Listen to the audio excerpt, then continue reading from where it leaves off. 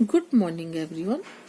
आज मैं आपके पाठ धर्म की झांकी पर प्रकाश डालने जा रही हूँ, जिसके राइटर हैं महात्मा गांधी। सर्वप्रथम तो महात्मा गांधी के जीवन परिचय पर मैं प्रकाश क्यों डालूं, क्योंकि ये तो आपका जीवनी रूप में भी आपने कई बार पढ़ा होगा, तो इनके बारे में तो आपको सारी जानकारी होगी। और जो जानकारी आपको नहीं भी हो तो वह आप बुक से पढ़कर प्राप्त कर लेना, क्योंकि ये होना चाहिए। ये तो कई सालों से आप महात्मा गांधी का जीवन परिचय क्या निबंध लिखते हैं, तो आपको बनना चाहिए। ओके, अब मैं सारांश पर प्रकाश डालती हूँ। महात्मा गांधी द्वारा लिखित जो धर्म की झांकी है, ये आत्मकथा है। इसमें अनेक प्रेरक घटनाओं का उल्लेख किया गया है। महात्मा गांधी का कहना है कि उन्हें 6 या 7 साल से 16 साल तक की शिक्षा में धर्म की शिक्षा नहीं मिली। कितनी? 6 या 7 साल से लेकर 16 साल तक की शिक्षा में धर्म की शिक्षा नहीं मिली, अर्थात आत्मबोध, आत्मज्ञान, हवेली का वैभव उन्हें अच्छा नहीं लगा। उसके प्रति उदासीन हो गए थे वो। उन्हें वहां की रंभा की याद आज भी है। वह उनके परिवार की पुरानी नौकरानी थी। उसने उन्हें भूत प्रेत आदि के भय से बचने के लिए राम नाम जपने का मंत्र दिया था। आज भी उनके लिए यह अमोघ शक्ति है। उन्होंने अपने चाचा जी के एक लड़के से राम रक्षा का पाठ सीखकर नियमित रूप से पाठ करके उसे कंठस्थ कर लिया था। पोरबंदर में यह पाठ नियमित रूप से चलता रहा, लेकिन राजकोट में नहीं। गांधी जी के मन पर रामायण के पारायण का भी गहरा असर पड़ा। उनके बीमार पिताजी पोरबंदर के राम जी मंदिर में रात के समय बिलेश्वर के राधा महाराज नामक पंडित से रामायण सुनते थे। उनके जो पिताजी हैं, किससे सुनते थे? बिलेश्वर महाराज से। ठीक है। उसके बाद वे रामचंद्र के इतने बड़े भक्त थे कि उन्होंने अपनी कोढ़ की बीमारी को बिलेश्वर महाराज पर चढ़े हुए बेल पत्र को कोढ़ वाले अंगों पर बांध लेते थे। वो फिर राम नाम का जाप करते थे। इससे उनका कोढ़ बिल्कुल ठीक हो गया था। उनका कंठ इतना मीठा था कि जब वे दोहा चौपाई गाकर अर्थ समझाते थे तो उससे श्रोता रसमग्न हो जाते थे। उससे वे रामायण के प्रति अधिक लीन हो गए थे।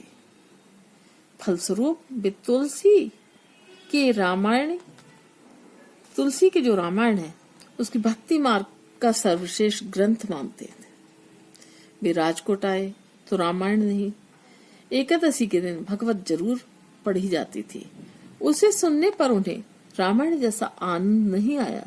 इसलिए उन्होंने यह मान लिया कि भगवत ग्रंथ से धर्म रस उत्पन्न नहीं किया जा सकता। उन्होंने अपने उपवास के दौरान मदन मोहन मालवीय के मूल संस्कृत के कुछ अंश सुने।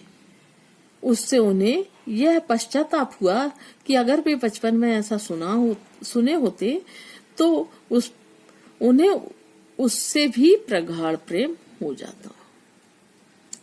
राजकोट में गांधी को सभी संप्रदायों के प्रति एक समान भाव रखने की शिक्षा मिली।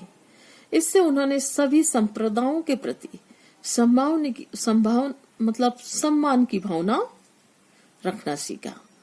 ऐसा इसलिए भी कि उनके माता पिता उन्हें और उनके भाइयों को अपने साथ वैष्णव मंदिर में, शिवालय में और राम मंदिर में ले जाते थे, और किसी के भी साथ सबसे मेलजोल भी करवाते थे। वो गांधी जी के पिताजी के पास जैन धर्माचारी आया करते थे। उनके पिताजी उन्हें दान देते थे और वे उनके साथ धर्म व्यवहार पर चर्चा करते थे। इनके पिताजी के पारसी और मुसलमान मित्र उनसे अपने धर्म की चर्चा करते थे। वे उसे आदर से सुनते थे। इससे उनमें सब धर्मों के प्रति समान भाव पैदा हो गए थे। तो इस तरह से उनका बचपन से लेकर उनकी जवानी तक सब कुछ, उनके पिता का उनके ऊपर क्या प्रभाव पड़ा, ये सब मैंने आपको बता दिया है। अब इसके बाद इनका जो क्वेश्चन आंसर है इस लेसन के, ये तो आपका सार हो गया है। इसके जो क्वेश्चन आंसर है, ये क्वेश्चन आंसर आपको पीडीएफ स्वरूप में दूंगी। फिर आपका क्या बचा इसमें आपकी जो एक्सरसाइज है, एक्सरसाइज आपकी दी है, क्या दी है, एक्सरसाइज दी है आपकी कि निम्नलिखित शब्दों का समास विग्रह कीजिए और समास का नाम लिखिए। जैसे इन्होंने दिया भूत प्रेत, भूत प्रेत, भूत और प्रेत द्वंद्व समास है। राम नाम, राम का नाम तत्पुरुष है। नित्य पाठ, नित्य का पाठ तत्पुरुष समास है। जिसमें कारक की विभक्ति हो वह तत्पुरुष समास में आ जाएगा। धर्म रस, धर्म का रस, इसमें भी का तत्पुरुष का क्या है, कारक की विभक्ति, तत्पुरुष समास। उसके बाद दिया राम रस, राम का रस, तत्पुरुष समास, सिर्फ एक ही आपका द्वंद्व समास है। उसके बाद निम्नलिखित शब्दों के विलोम शब्द लिखिए। उदार, अनुदार, आदर, आदर का क्या हो जाएगा, निरादर, ऊपर, नीचे, श्रद्धा, घृणा। उसके बाद आपका दिया निम्नलिखित शब्दों का संधि विक्षेप करना है, उसका नाम लिखना है। संधि युक्त शब्दों को संधि का नाम लिखना है, ठीक है। तो ये आपका दिया है बात आवरण, तो क्या आ जाएगा, एक शब्द क्या बनेगा, वातावरण। वातावरण क्या आएगा, दीर्घ संधि।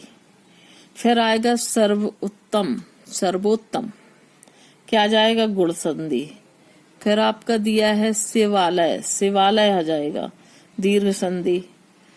रामायण आ जाएगा, राम धन आयन, रामायण क्या आ जाएगा, दीर्घ संधि।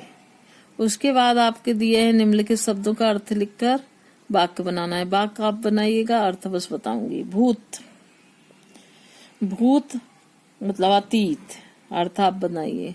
फिर उसके बाद दिया है जड़। देखो एक भूत तो क्या हो गया आपका, क्या निम्न का अर्थ लिखते हुए वाक्य बनाना। एक भूत हो गया आपका गुजरा हुआ मतलब अतीत। दूसरा क्या हो गया, भूत मृत आत्मा को भी बोलते हैं। फिर जड़, जड़ मतलब मूर्ख, मूर्ख व्यक्ति को हम जड़ बोलते, बहुत जड़ है। फिर हम एक जड़ मतलब मूल को भी बोलते हैं, है ना।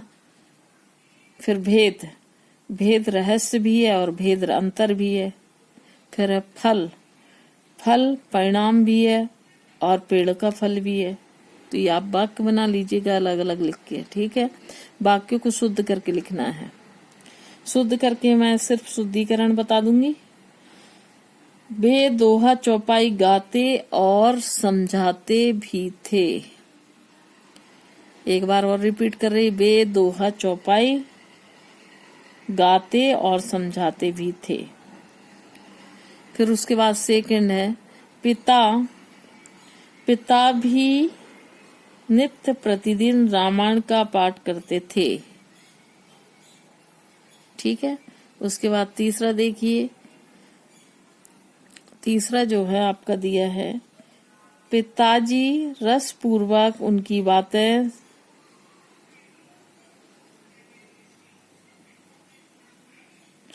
पिताजी रसपूर्वक की बातें सम्मान पूर्वक सुना करते थे। क्या आएगा, पिताजी उनकी बातें सम्मान पूर्वक और रसपूर्वक सुना करते थे, ठीक है। उसके बाद देखिए चौथा, चौथा आपका जो दिया है बचपन में पड़े हुए शुभ अशुभ संस्कार बहुत गहरी जड़ें जमाते हैं, ठीक है। ये आपके हो गए पूरा कंप्लीट ये लेसन। इसके बाद आप पढ़ लीजिएगा और तैयारी कर लीजिएगा। ओके।